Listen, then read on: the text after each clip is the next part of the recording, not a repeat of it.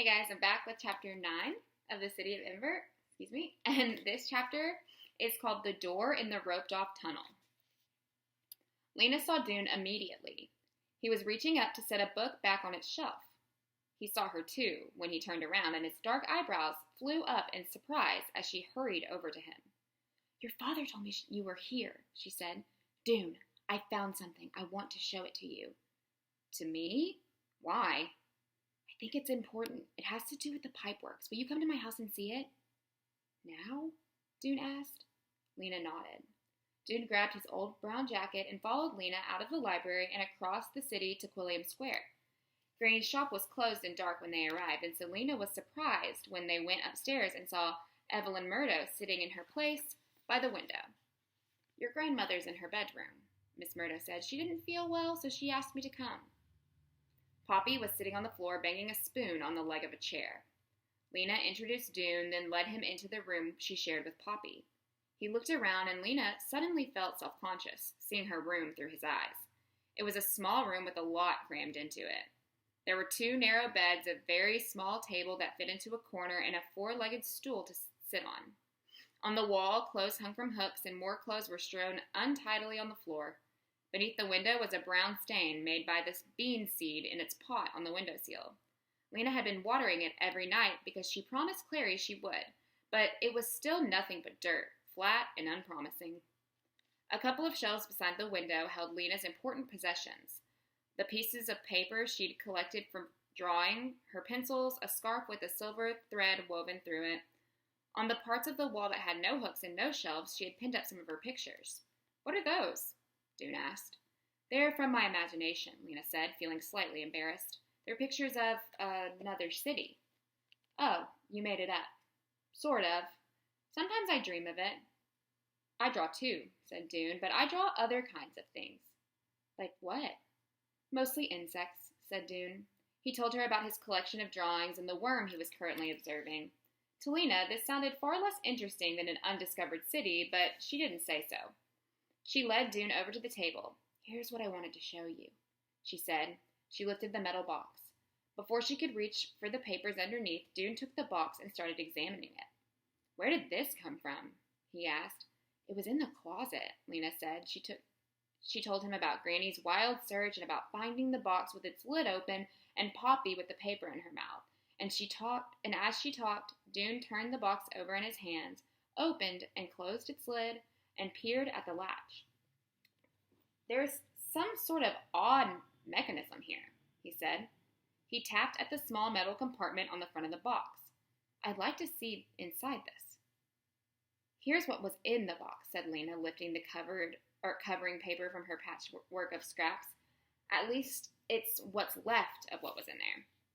Dune bent over, his hands on either side of the paper. Lena said, "It's called Instructions for Eggerston. Or maybe Eggersman? Someone's name, anyhow. Maybe a mayor or a guard. I just call it the instructions. I told the mayor about it. I thought maybe it was important. I wrote him a note, but he hasn't answered. I don't think he's interested." Dune said nothing. "You don't have to hold your breath," said Lena. "I glued the pieces down. Look," she said, pointing. "This word must be pipeworks, and this one river, and look at this one, door." Dune didn't answer. His hair had fallen forward, so Lena couldn't see the expression on his face. "I thought at first," Lena went on, "that it must be instructions for how to do something, how to fix the electricity maybe, but then I thought, what if it's instructions for going to another place?" Dune said nothing, so Lena went on. "I mean, someplace that isn't here, like another city. I think these instructions say go down into the pipeworks and look for a door."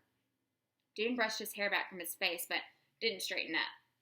He gazed at the broken words and frowned. "Edge," he murmured. Small steel pan. What would that mean?" "A frying pan?" said Lena, "but I don't know why there'd be a frying pan in the pipeworks." But Dune didn't answer. He seemed to be talking to himself. He kept reading, moving a finger along the lines of the words. "Open," he whispered. "Follow." Finally, he turned to look at Lena. "I think you're right," he said. "I think this is important." "Oh, I was sure you'd think so," Lena cried. She was so relieved that her words poured out in a rush. "Because you take things seriously. You told the truth to the mayor on assignment day. I didn't want to believe it, but then came the long blackout and I knew. I knew things were as bad as you said. She stopped, breathless. She pointed to a word on the document. This door, she said. It has to be a door that leads out of Ember. I don't know, said Dune. Maybe, or a door that leads to something important, even if it isn't that. But it must be that. What else could be more important to lock up in a fancy box? Well, I suppose it could be a storage room with some special tools in it or something. A look of surprise came over his face. Actually, I saw a door where I didn't expect to see one, out in tunnel 351. It was locked. I thought it was an old supply closet. I wondered if that could be it. It must be, cried Lena. Her heart sped up. It wasn't anywhere near the river, Dune said doubtfully. That doesn't matter, Lena said. The river goes through the pipeworks, that's all. It's probably something like go down by the river, then go this way, then that way. Maybe, said Dune. It must be, Lena cried. I know it is. It's the door that leads out of Ember. I don't know if that makes sense, said Dune. A door in the pipeworks could only lead to something underground, and how could that... Lena had no patience for Dune's reasoning. She wanted to dance around the room. She was so excited. We have to find out, she said. We have to find out right away. Dune looked startled. Well, I can go and try the door again, he said. It was locked before, but I suppose... I want to go too, said Lena. You want to come down into the pipeworks? Yes. Can you get me in? Dune thought for a moment. I think I can if you come just as at quitting time and wait outside the door. I'll stay out of sight until everyone is gone, and then I'll let you in.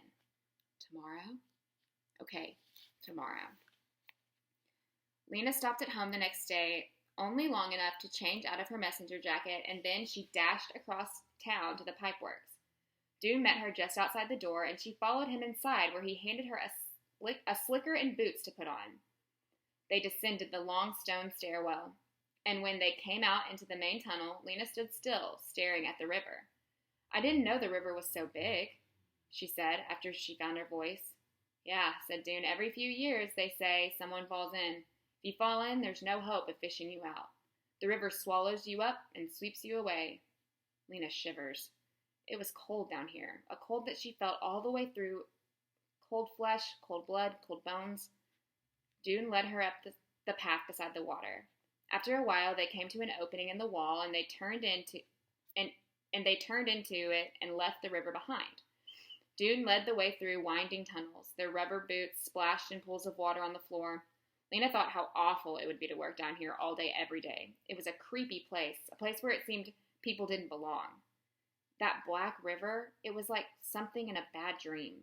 You have to duck here, said Dune. They had come to a roped-off tunnel. But there's no light in there, Lena said. No, said Dune, we have to feel our way. It isn't far. He ducked under the rope and went in, and Lena did the same. They stepped forward into the dark. Lena kept a hand against the damp wall and placed her feet carefully. It's right here, said Dune. He had stopped a few feet ahead of Lena. She came up behind him. Put your hands out, he said. You'll feel it. Lena felt a smooth, hard surface. There was a round metal knob, and below the knob, a keyhole. It seemed an ordinary door, not like all the entrances to a new world. Not at all like an entrance to the new world. But that was what made things exciting. Nothing was ever how you expected it to be. Let's try it, she whispered.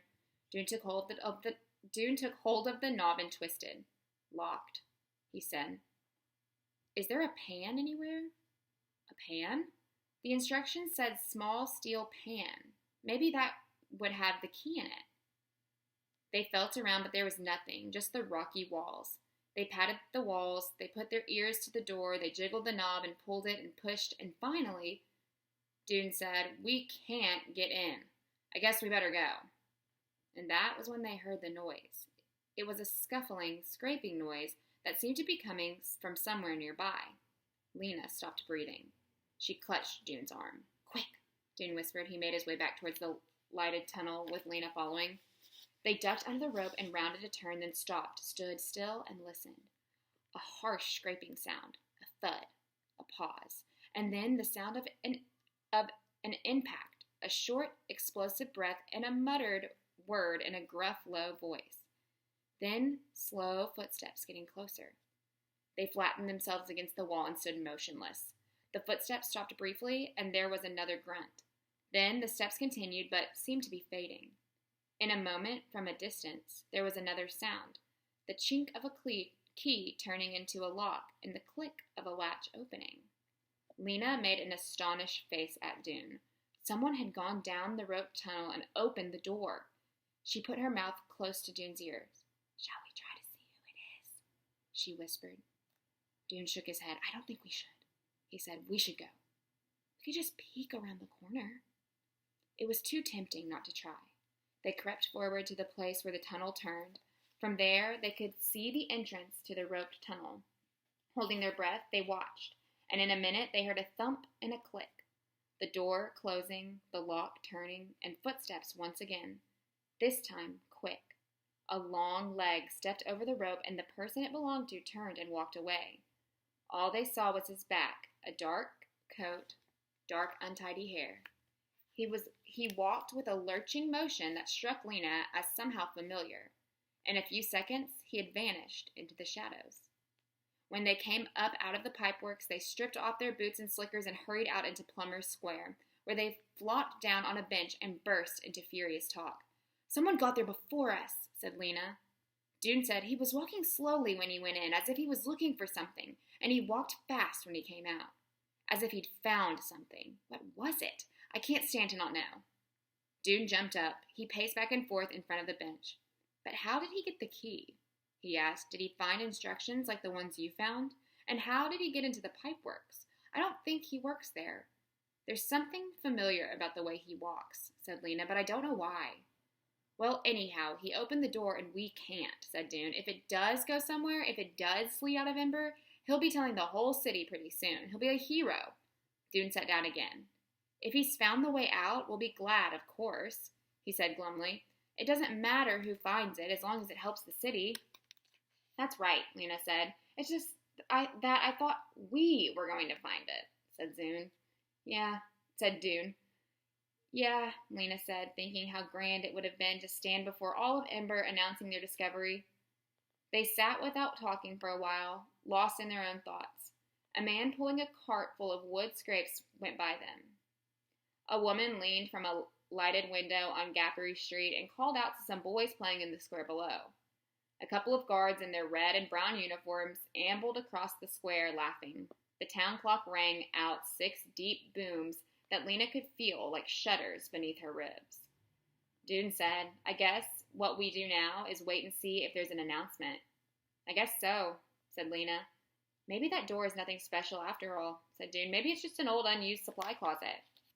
But Lena wasn't ready to believe that. Maybe it wasn't the door out of Ember, but it was a mystery nevertheless. A mystery connected, she was sure, to the bigger mystery that they were trying to solve.